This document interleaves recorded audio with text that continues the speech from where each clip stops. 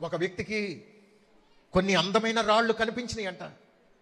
ఈ అందమైన రాళ్ళన్నీ ఏరుకున్నాడు. విసురుకుంటూ విసురుకుంటూ విసురుకుంటూ వచ్చాడంట. కొంత దూరం వచ్చేటప్పటికి ఒక వ్యక్తి అన్నాడంట, చేతిలో ఉన్న రాయిని చూసి, బాబు ఇది ఎంతకిస్తావు అన్నాడంట. ఏంటి ఎంతకివ్వటం ఏంటండి, ఏంటి అలా ఒకళ్ళు మాడుతున్నావు, నిజంగానే అడుగుతున్నాను, ఎంతకిస్తావు చెప్పు, నాకంటే నీకు మంచి దారి ఇచ్చేవాళ్ళు ఎవరు లేరు. ఇతనికి ఆశ్చర్యం అనిపించి ఆలోచన విధానం మారి, అరే ఈ రాయికి ఎంత విలువ ఉందా, సరే సార్ మీరు న్యాయవంతులు కదా, మీరే చెప్పండి, ఓ ₹1,00,000 ఇస్తాను, ఇస్తావా అని అంటే అతను ఏడుస్తున్నాడంట.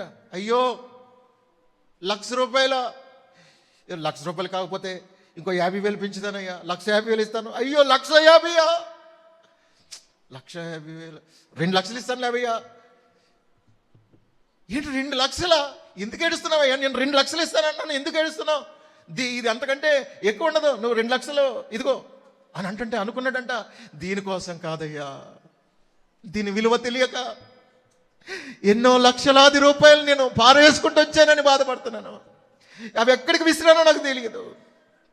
ఈ రోజున వాక్యములో ఉన్న సంపద విలువ, వాక్యములో ఉన్న మర్మముల యొక్క ఆ విలువ నీకు ఇప్పుడు అర్థం కాదు, రేపు నరకంలో పడి ఏడుస్తావు. ఈ విలువ నీకు ఎప్పుడు అర్థం అవుతుందర్రా?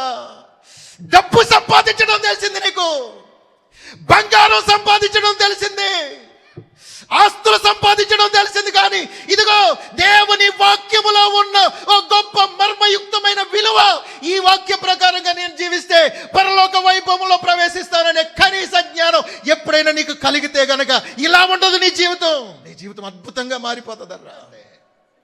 నీ కళ్ళ ముందు ఎంతో మంది భక్తిపరులుగా, ఎంతో మంది పరిశుద్ధులుగా, నీతిమంతులుగా మార్చబడుతున్నారే, నీకు ఆ మాత్రం జ్ఞానం లేదా? వట్టి మాటలు కాదు ఇది. ఒకానొకప్పుడు నేను ఒక విలువలేని వ్యక్తిగా ఉన్నవాడిని, ఒక సామాన్యమైన వ్యక్తిని, ఏదో చిన్న చితక పనులు చేసుకుని బ్రతకవలసిన వాడిని.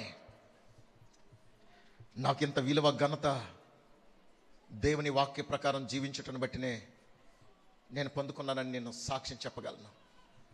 కారణం, నేను ప్రత్యేకంగా బ్రతకాలనుకున్నాను, నీతిగా బ్రతకాలనుకున్నాను, పరిశుద్ధంగా బ్రతకాలనుకున్నాను, యథార్థంగా బ్రతకాలనుకున్నాను, ప్రేమగా బ్రతకాలనుకున్నాను, రోషంగా బ్రతకాలనే తపన నన్ను దినదినము ఆసక్తిని రేపింది. దినదినము ప్రభు కొరకు బ్రతకాలనే తపన, భారం పెరుగుతూ వచ్చి అతి తక్కువ సమయంలోనే నా జీవితం ఒక విప్లవాత్మకంగా మార్చబడింది. దేవుని